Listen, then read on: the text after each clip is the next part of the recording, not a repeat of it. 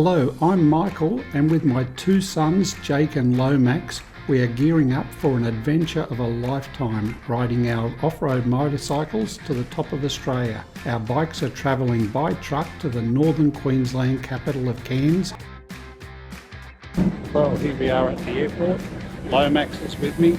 Jake's just run off. We're queuing to get onto the plane, and he's left his wallet somewhere at the airport.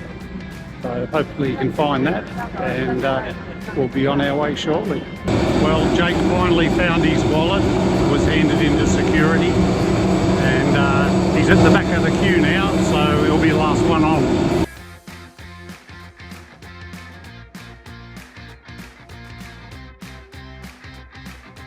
We've just left Cairns after picking up our bikes, and we're heading north, just going past the airport where we arrived a couple of hours earlier.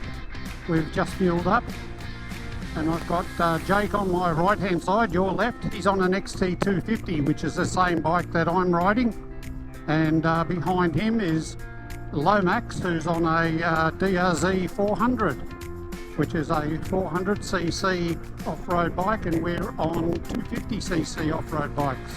We picked up our bikes in Cairns and rode north to Cooktown, then inland to Laura and through Lakefield National Park. We followed the Peninsula Development Road to Weipa, then continued north to Bamaga and the top of Australia. Leaving the northern suburbs of Cairns, we made our way forward along the Coast Road. This is one of the most scenic roads in Australia, where the rainforest meets the reef. Arriving at the Daintree River Ferry, we were told that the road north was closed due to cyclones. How you going? Thanks. Just one way for three. Just one way? Yep. You know you have to come back? No, we're going up along the, not the Crab track, the other one, Bloomfield track. Yeah, you're not. It's closed off until the 22nd of June. How come?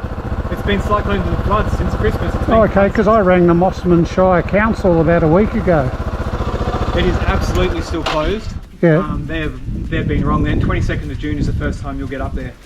Ah. There's absolutely no way. I'm talking to the guys every day that are on it. Okay. Yeah, it's been closed. Like the fact that it's opening up on the 22nd of June is even pretty amazing. Okay. What are our other options for getting up to Cooktown? You're going back towards Mossman, yep, through Gelatin, up through Mount Malloy and up around that way. When riding the Cape so early in the season, it is really important to keep your plans flexible, because there are many detours and distractions along the way, like this roadside burning.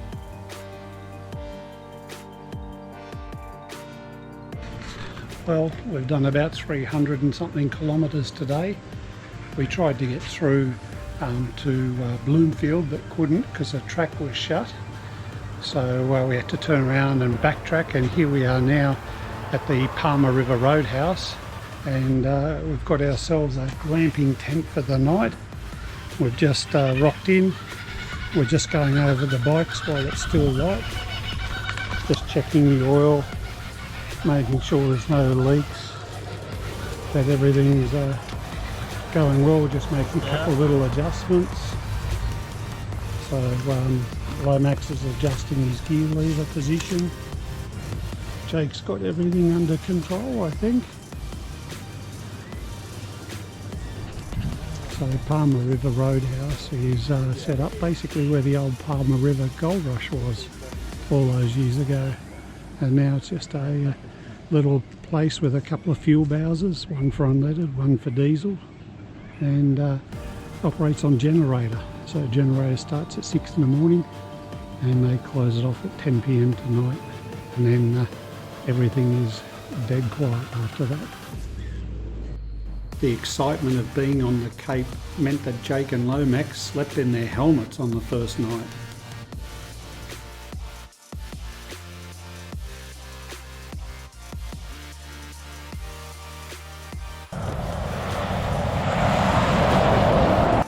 What are we posing for photos? Yeah, he was taking photos of his bike. He said he wanted a photo with the bike, so I took photos of him just with my bike.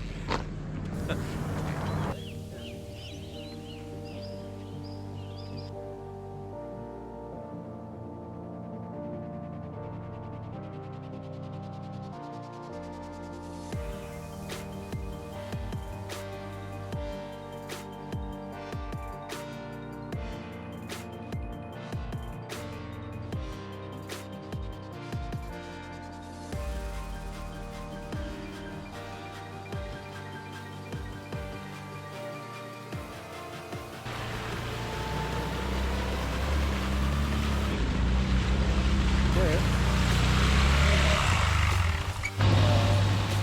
Here we are refueling at Laura.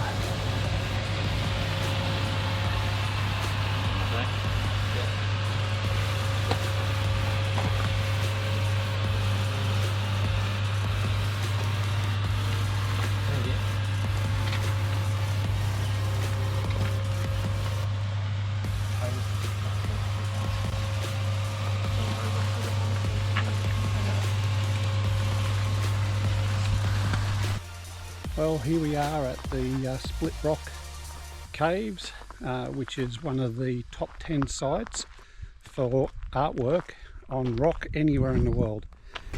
Meant to date back 30,000 years. I'm joined by my team below who are a bit late in getting their selves together, and we'll go from there.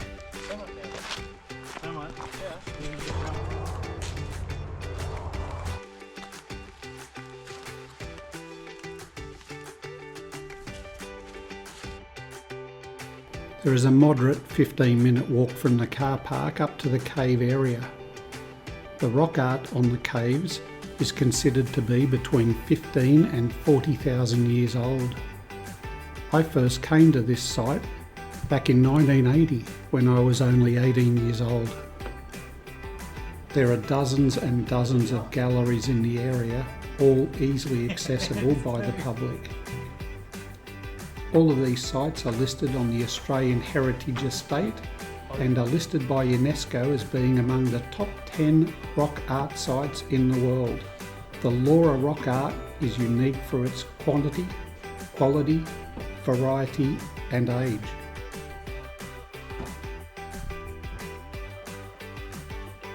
I know, 30,000 years, probably okay. It comes out better on the phone than your eyes. It's evil.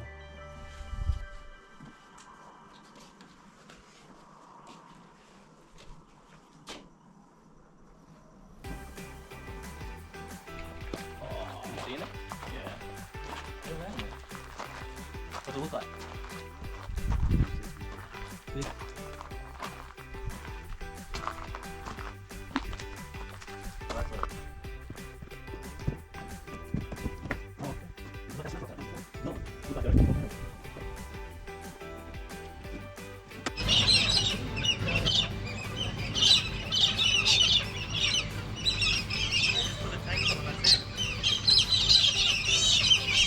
Here we are, just together now and ready to leave Laura. You can see how dirty the bikes are. The chains are in real need of attention. They've been polished by all the bull dust.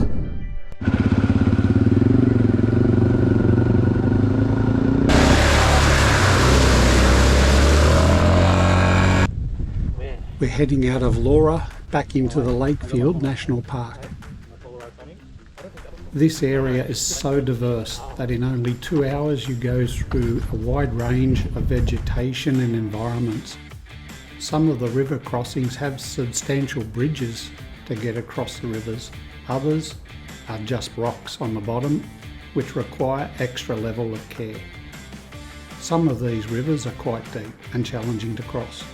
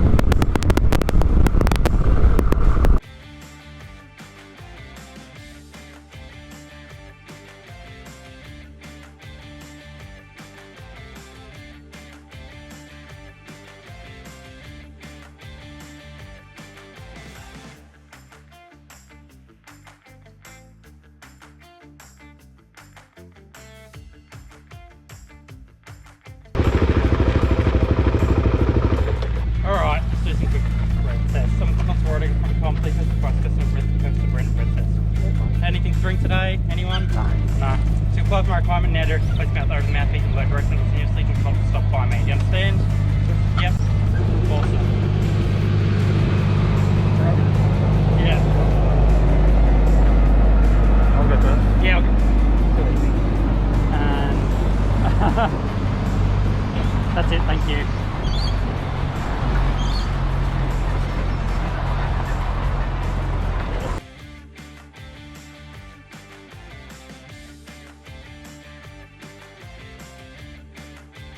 That's it, thank you. Keep going. That's it, thank you. I thought they were swapping over to the voice ones where you speak to them for environmental The last guy in the friendliness. car just said that, so Yeah. yeah, we've never used them in Queensland. Yeah. New South Wales and Victoria and that I know use them, but never used them here, yeah. Anyway, we're good to go. Thank you very much, guys. Have a good day. You too, see ya. Thank you.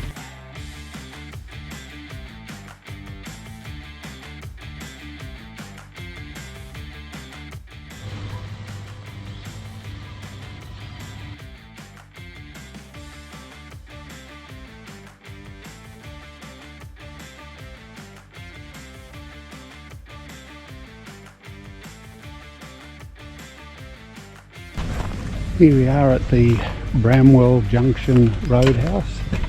This is a place where the road goes into two different directions. One goes up the old telegraph track and one goes up what we can affectionately call the main road. We're taking the main road on the way up and the telegraph track on the way back. We've got 100 kilometres to go on the main development road to Batavia Downs, and then we turn off there and go on a rough butch track, and we follow that for 50 or 60 kilometres, and then we have another probably 80 kilometres to Weipa. So we've got quite a big run, and we'll get into Weipa later today if we don't have any problems. So here we are, just jumping on the bikes now and getting ready to roll off. We've had a great night in Weipa and some of the best barramundi we've ever had. It's all wild caught local barramundi. So my trip meter showing 199.1 and the fuel light has just come on, so the first stop this morning. So the fuel stop this morning is going to be the first thing we do, and yeah, we're looking for another great day of some pretty rough trail riding. So we're just leaving the Weipa caravan park. We had some nice cabins here last night. As you can see, it's right on the water. Swimming pool, everything you need.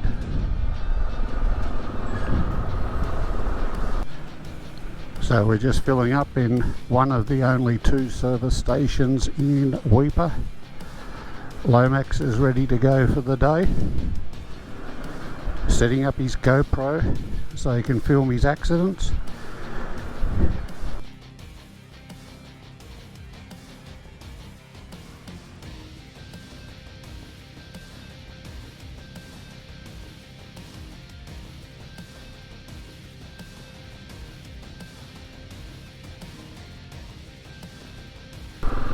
Here we have a big goanna. He's probably about 1.5 meters long. There he goes, walking off the side of the road as I get a bit closer to him. Look at him, he's keeping an eye on us. Now these ones get to almost 3 meters long. At Billy's Lagoon, which is about 20 kilometres further than where we were meant to turn off.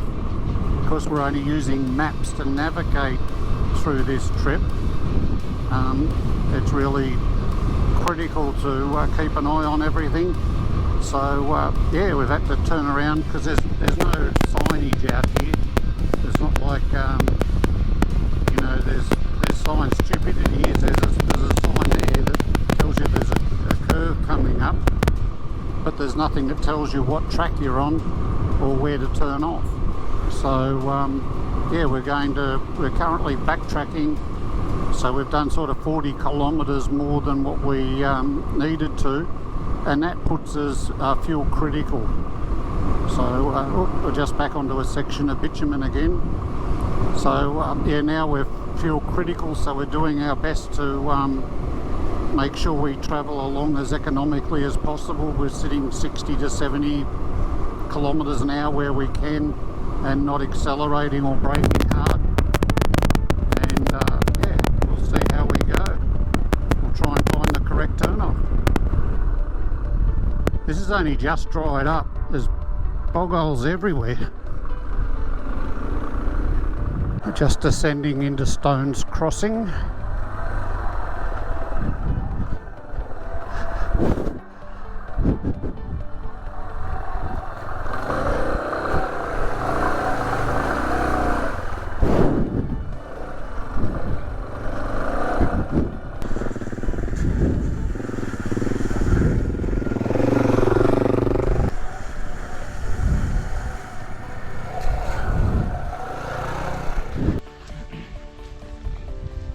This is prime crocodile country. So we've just passed through Stones Crossing, and we've got 67 kilometres of this track, which runs in and out, but mostly parallel with the Steve Irwin Wildlife Reserve. This track is not maintained. There's lots of little detours off to the side, so these must be only in the last few weeks quite big bog holes. And then people have got small diversions going around it where it's all first and second gear, so you know, you're only doing 20 or 30 at the absolute most. Anything more wouldn't be safe. It's overgrown, so there's lots of trees on the track hanging over, so yeah, this is where the adventure begins.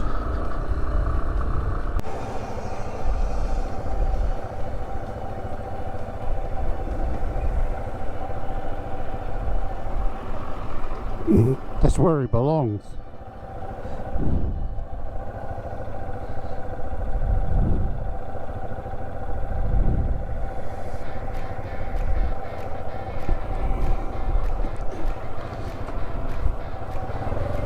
Look how slow they've got to go.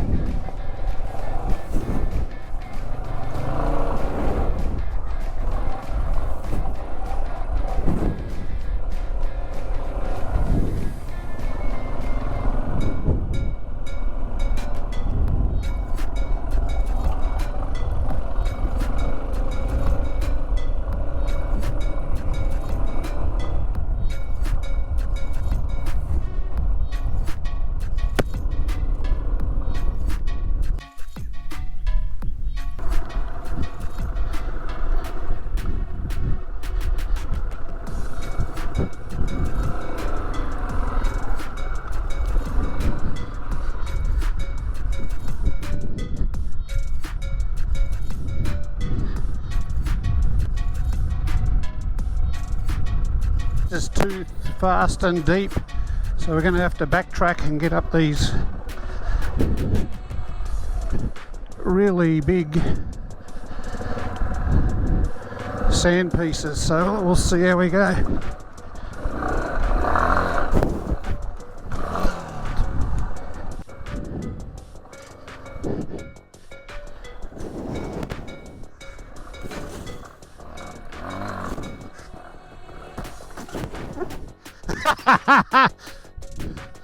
I got launched.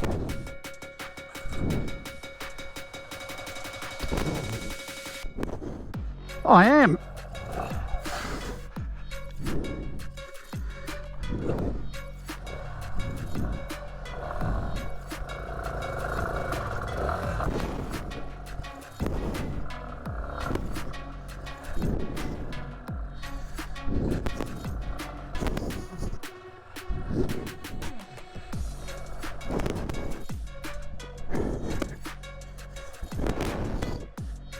I fell over already.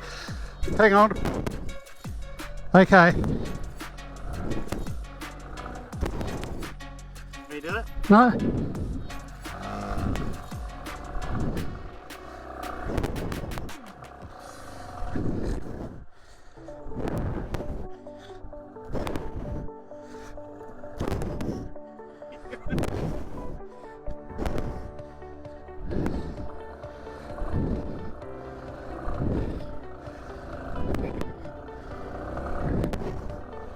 We have decided we can't get across that river.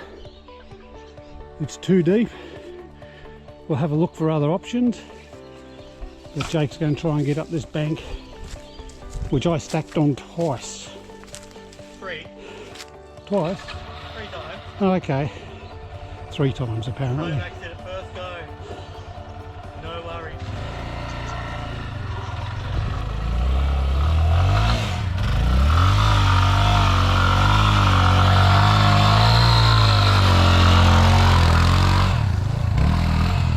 Well done. We're back on the trail from the crossing. We couldn't get across the Wenlock, it's still in flood. My guess is that sections of it were 3 or 4 metres deep. It was really deep and flowing really fast.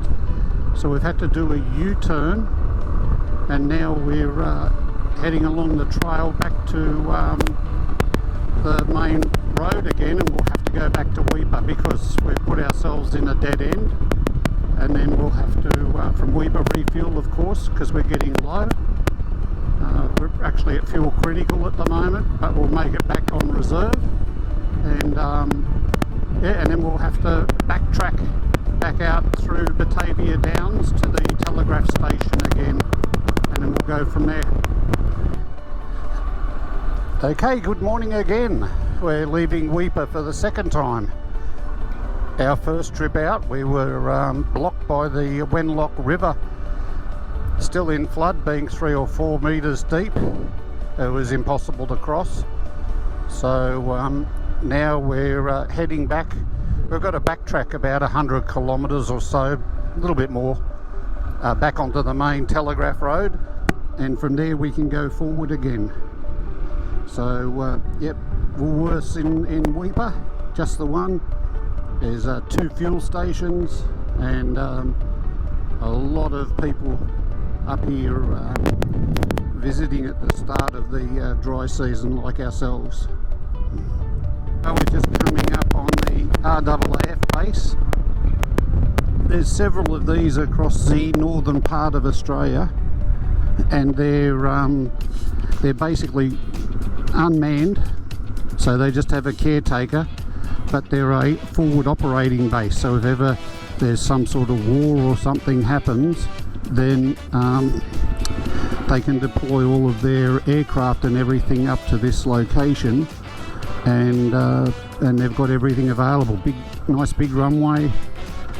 They've got accommodation for about 500 people, and probably 5 times that amount in tents.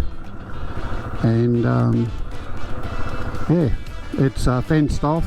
Apparently they patrol with dogs, but the internet says something different.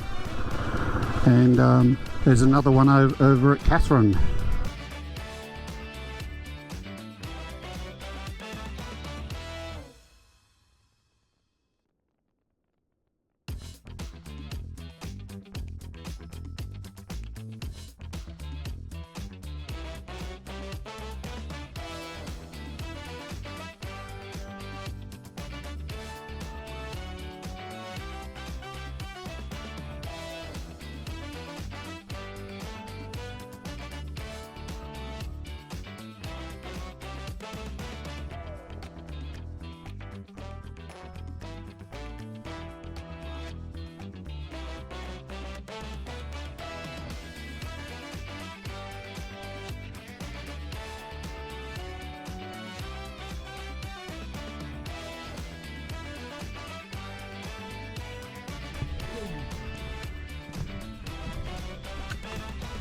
Here we are on the Jardine River Ferry. This is where the river gets to its narrowest and makes it easiest to cross. How's the bike going, Jake? Good. It's faster than Bubba's, faster than yours. Oh, okay. Yeah. Is that why I'm always on half throttle? Here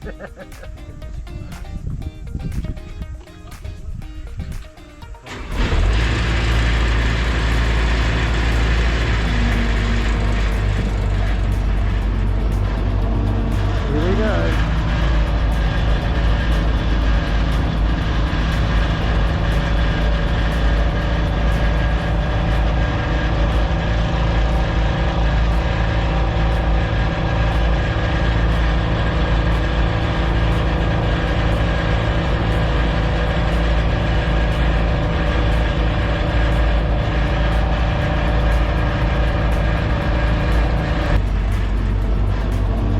Here we go.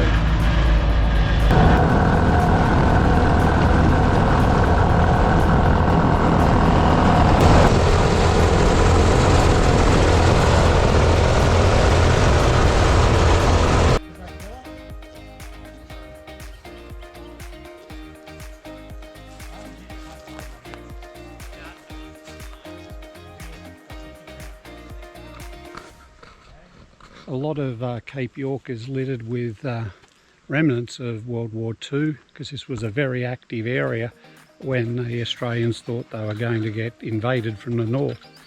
So around here there's a lot of aircraft wrecks, and in this case we've got a Beaufort bomber, which is a large twin engine aircraft from World War II. And there's also multiple fuel dumps. We've been probably past, I'd say, a couple of 100,000 rusted out 44-gallon drums, which are just decayed after the war. They usually just burnt them.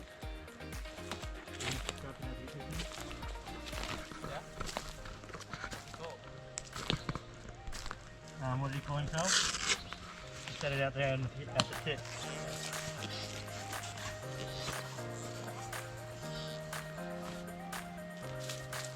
They all die.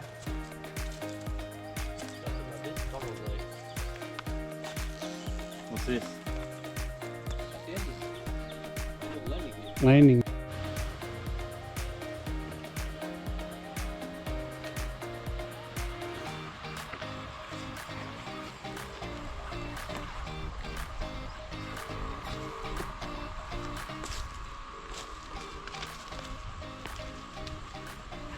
How you going, Chris? Here's lines of pressure and what they'll tell you. Still got a tail wheel.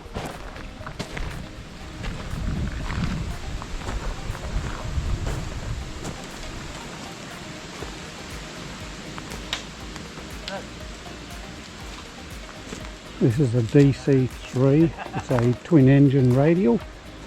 These were a workhorse for just about every air force in the world at some stage. Unfortunately, when this one crashed, a lot of people lost their life. And we were about probably 1 kilometre short of the runway. You can see here in the wreckage part of the engine.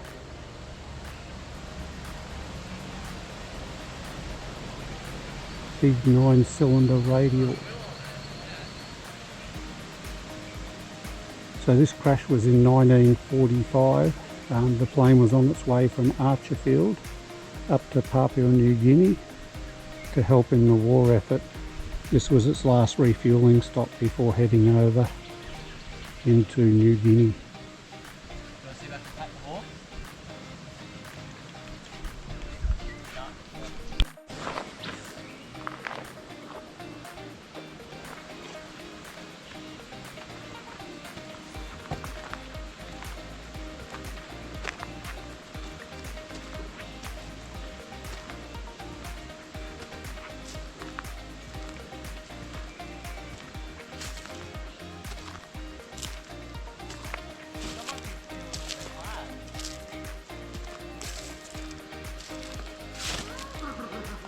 So to give you an idea, this plane is almost at the airport, but it would have been coming from the direction that I'm pointing the camera. So in the last 80 years, all these new trees have grown because they would have all been knocked down and damaged, broken off as a result of the aircraft crashing immediately behind me. Walk back from the main crash site and you can see more wreckage back here. We're probably about 40 or 50 metres from the fuselage location. This looks like part of the tail, and you'll see up the track we've still got good foliage, so all these trees that were knocked down have since grown back.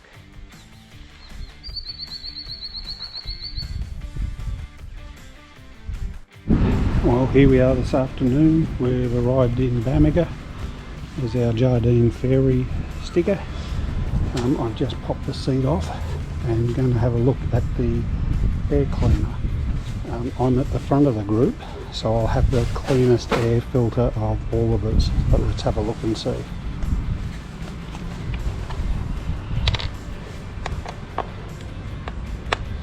Now remember, this was only cleaned yesterday. We've got to clean them every day. It's so dusty up here.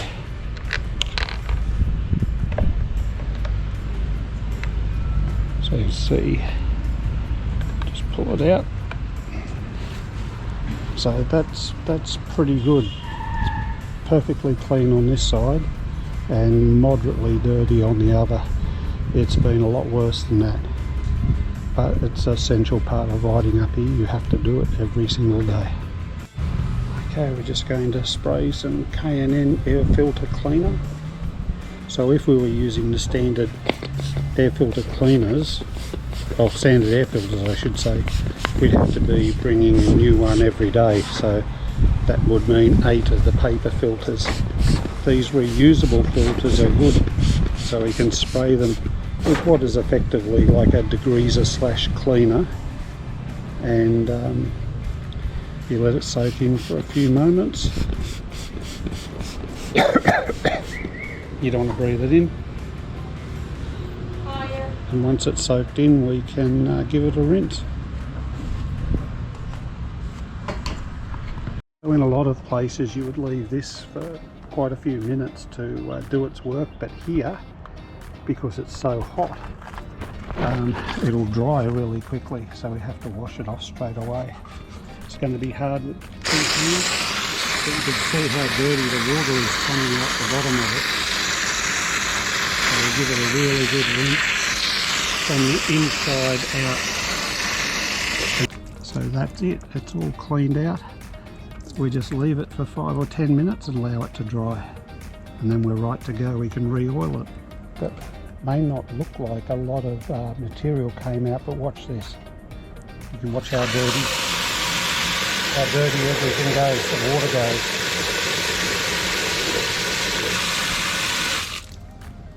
Filthy. Here we are, we've just arrived down at Cieza, which is the main port, if you want to use that word. So everything comes in on the barge from Cairns through a company called Sea Swift. And you can see them offloading containers. These may hold food or ice cream or anything. There's also a lot of broken down cars on the back, so cars and trailers, and they'll trailer them back to Cairns, ship them back to Cairns, where they can then be taken to where they can get repaired. All of the fuel for here comes in like this as well.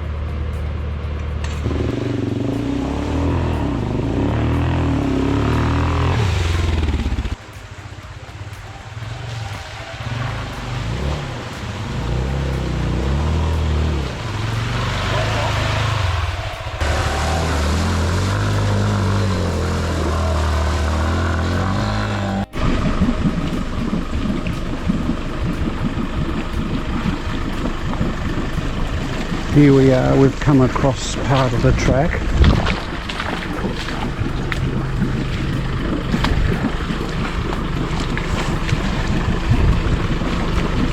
And we've come across a four-wheel drive that's bogged. It's in like a quicksand almost. So Jake's gone back to help and get some four-wheel drives to tow them out, and then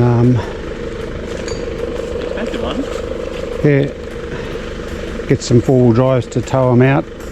We're going to go back and rescue their daughter who's out in the wilderness without shoes. Mum's in the car and Dad's on the trail looking for help. Just so you all know, winching up high is not a good thing to do. You should always winch down low at the bottom of the tree, because all you do with this, it's already a tree that's half fallen over, so all you do with this is pull the tree over onto your car. Now, silly thing is, there's a couple of ways through here and we just walked through and barely got our shoes wet. So it's all about picking the line. Just don't think the road is the best way to go, because quite often it's not. Here, where you cross the crossing, is probably 50 millimeters deep.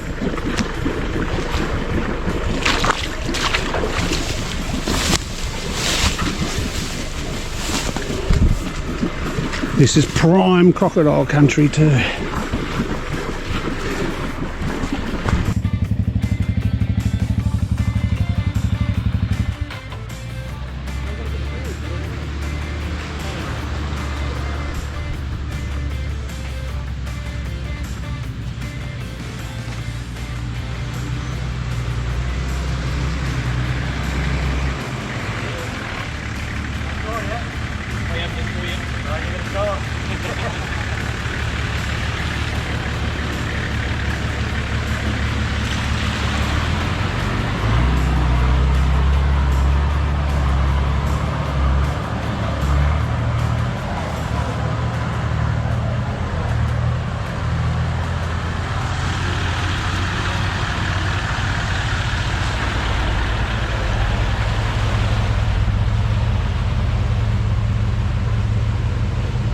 Deep holes just there.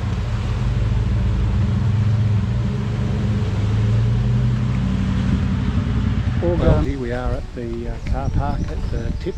We've now got about a 15-minute walk, and down on the beach we look out towards the Torres Straits and also Thursday Island.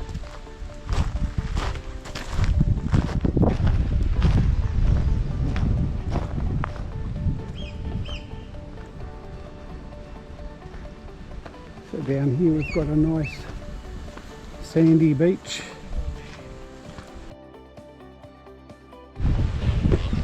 Here we are climbing the headland, which will lead us up to the tip.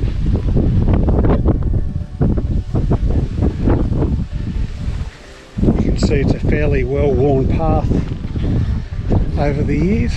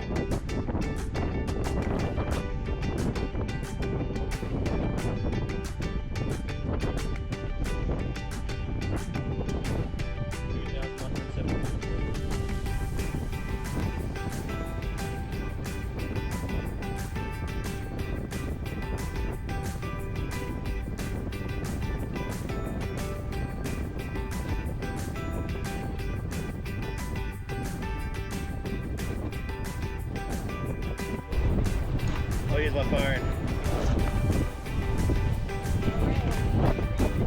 So, thank you. No worries. Take them out the bottom.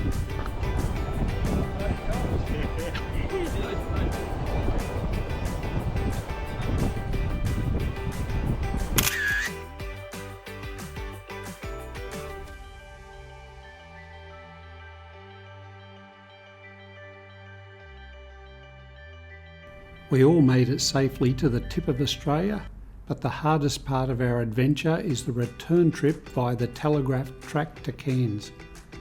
The rivers are swollen and fast flowing, and we are heading south through some of the hardest off-road tracks in Australia.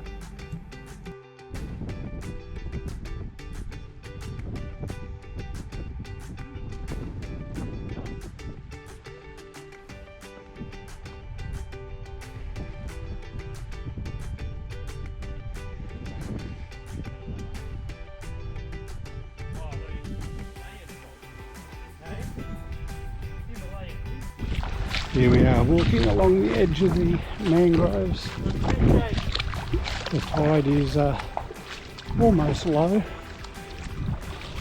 and we're on the sandbank, but we still need to keep an eye out for crocodiles even in this area.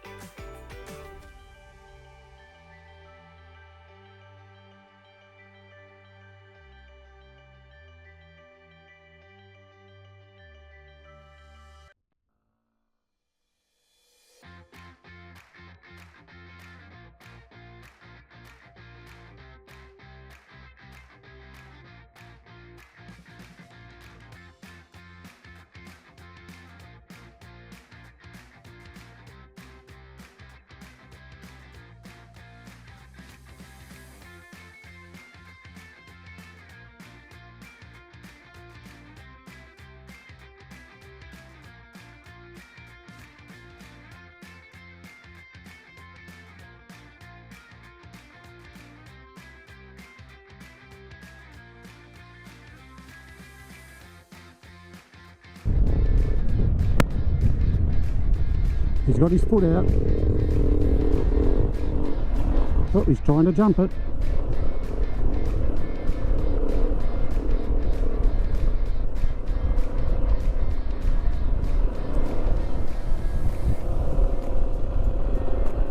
There.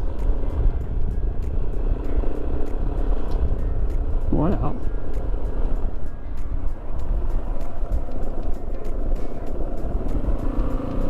I'm just going to zip around the car, got stuck.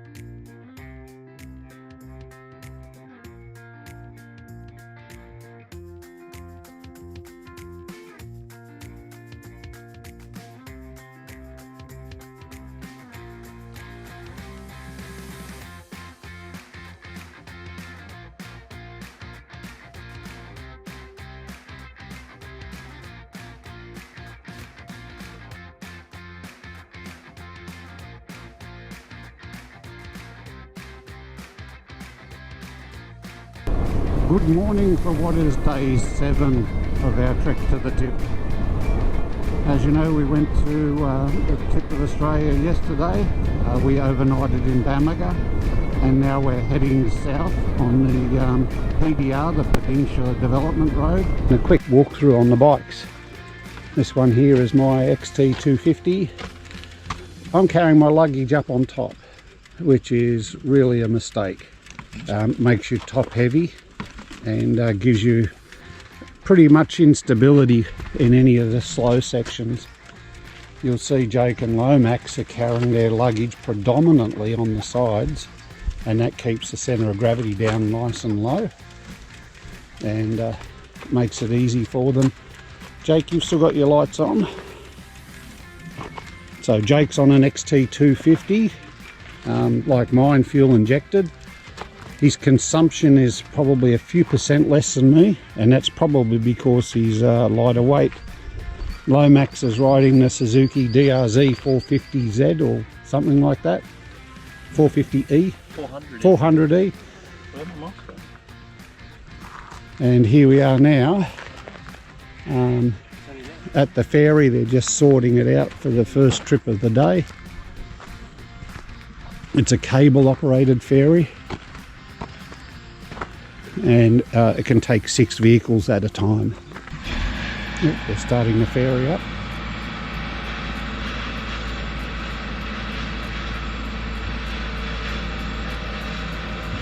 So the ferry seems to be running a diesel engine, and I'm guessing it's probably about an 80-metre trip across the river. Now they're coming over.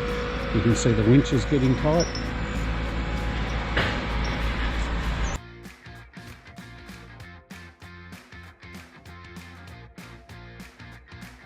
Here we are, just heading off to Fruitback Falls. It's a 5 or 10 minute walk. You can actually hear the water rumbling in the distance. It's no Niagara Falls, but it's good for up here.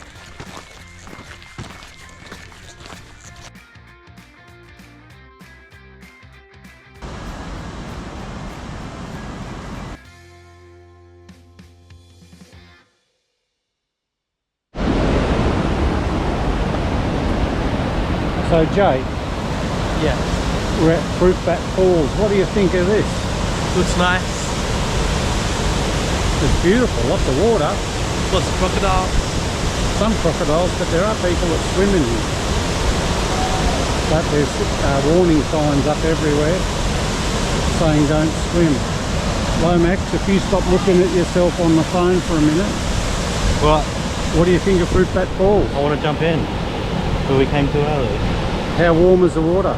Warm? Have you seen any fish? Nah. Only old women.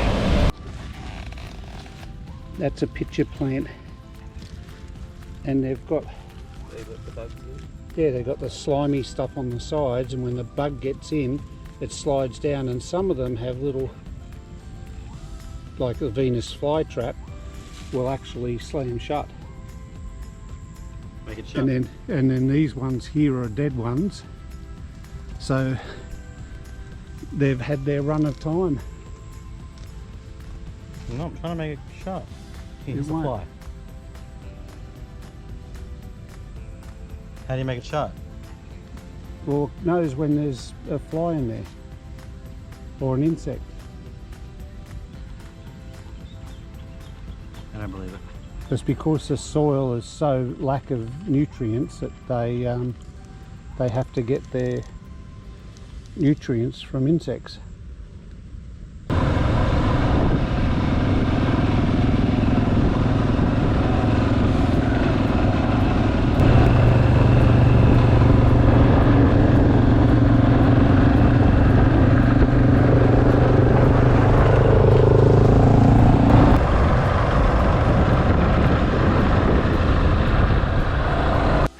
This crossing is quite deep. I tried to come around and it's still quite deep and a lot of bog in the bottom. So just going to have a look.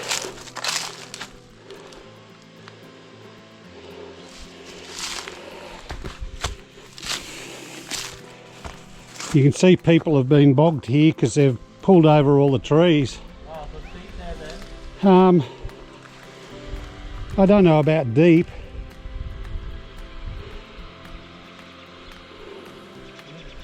I think this is going to be the deepest here on our left. This one's there? Yeah. Oh. Coming through here should be okay. Yeah. But it worries me how deep it is. Let me find something.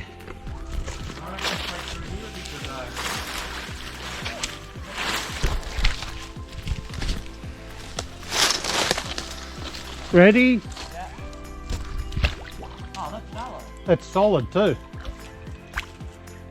So a little bit goes drop off there, which looks like the You can see the water moving down there through the deeper water. No, if you go next to that bank Yeah. and hug this bank, it'll be fine. What through that ditch there? Hey? What through that ditch? Is there anything stopping me? No, not really.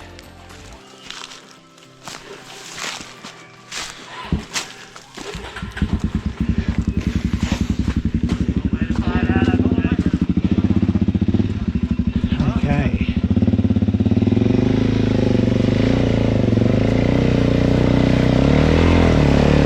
Easy.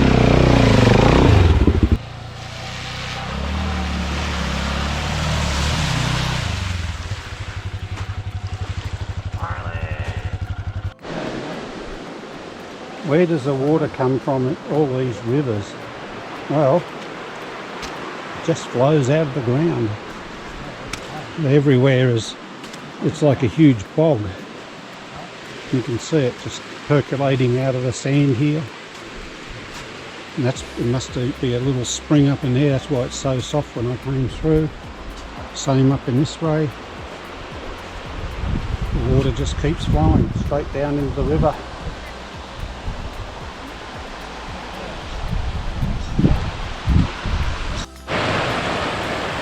Well, the big D-Max, as his number plate says, he's just gone through the first section. He's up on the sand. He's got his friend out the front spotting.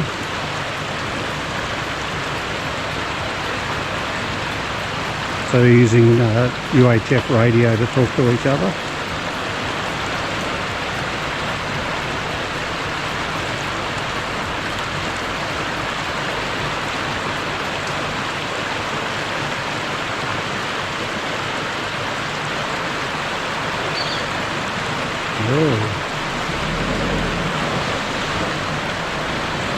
Into one of the holes.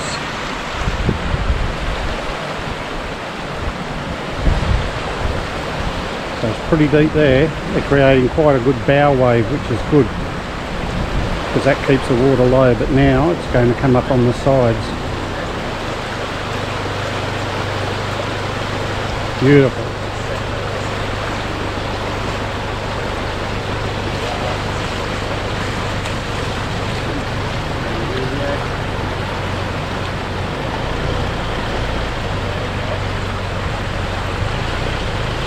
Beautiful.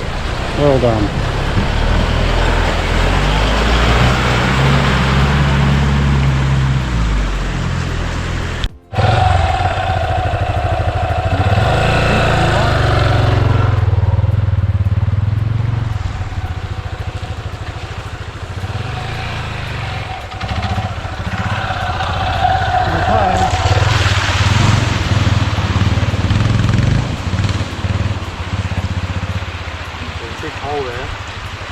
To the left.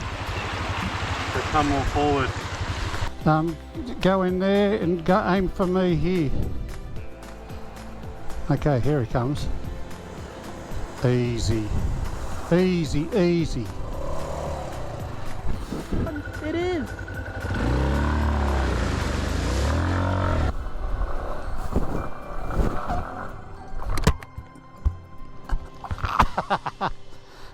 Keep rolling.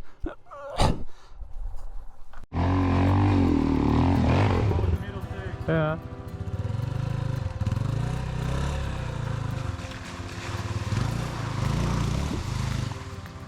Easy.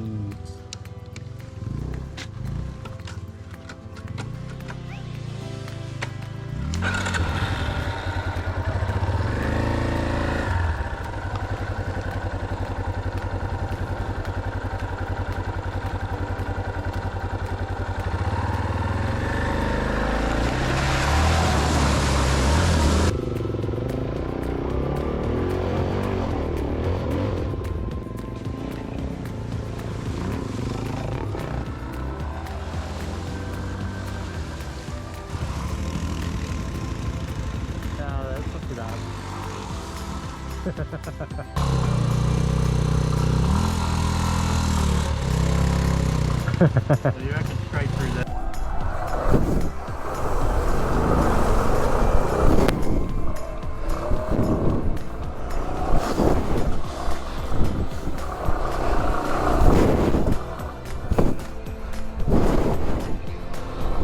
Hey? Gets worse than that. Don't come yet.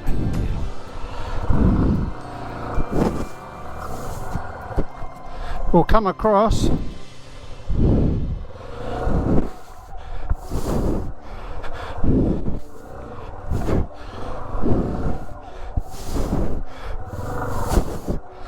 Yeah, you got to stay down there though.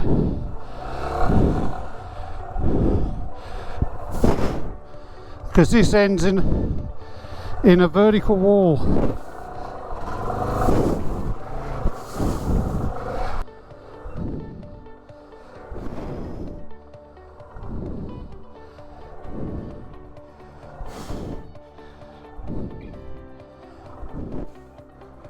I'm not going to get up that. Look how steep that is.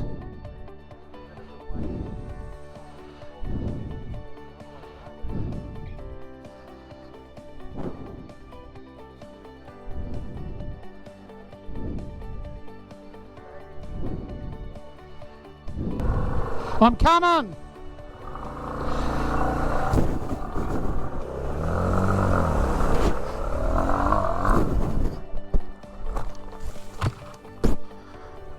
Yeah. I'm gonna roll into the bog.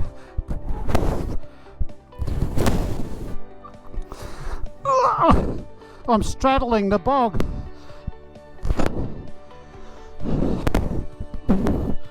He lives.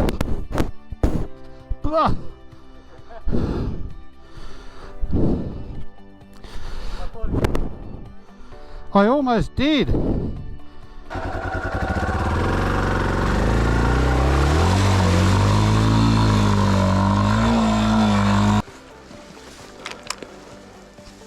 You're gonna have to go behind it, I think. I'll pull. Let's try. Okay.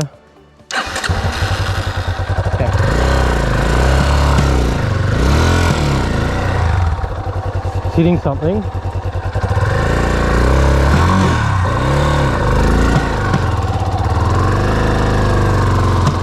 What is that noise? Chain maybe? Or your bag? Oh, it's stuck in it. Great. Uh-huh. Then what's the noise? I don't know. Chain? I don't know, something not good. Okay. You good from there? Okay, yeah, should be. Whoa.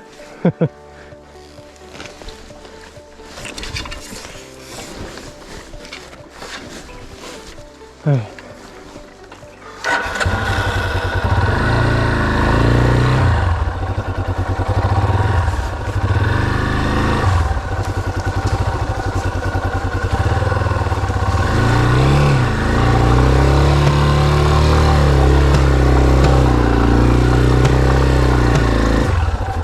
Something's banging. Hey?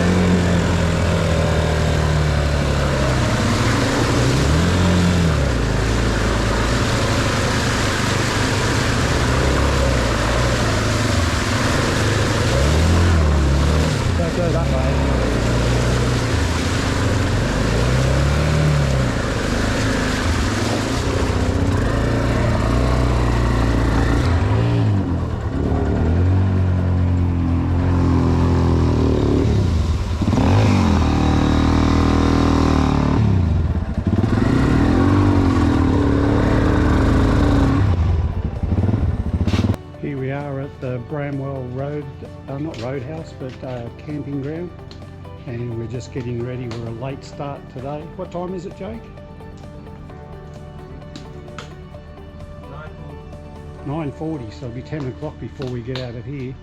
But we had a brutal day yesterday, getting through all the creeks and rivers, and the bikes are wet, the clothes are wet, everything is wet. So we've taken the extra time to lay things out in the sun and try to get them dried off a little bit before we head off. Well, here we are leaving Bramwell station, a little bit beaten up after a big day on the telegraph track, going through water over a metre deep, carrying the bikes. We didn't get much of it filmed, unfortunately, because we either had flat batteries or we needed all hands on deck. And in fact, I lost a GoPro I was charging it while we were trying to get bikes out of the river, and the bike fell over, helmet fell off the bike, the GoPro went underwater with the door open, so I lost a very expensive GoPro that's now full of water and probably unlikely to work again, because unfortunately it's one with an inbuilt battery. It's not a replaceable battery, so it's probably done some damage inside. Anyway, we're leaving. We've got a big day today. We've got to get down to Laura, and then from there we'll head further south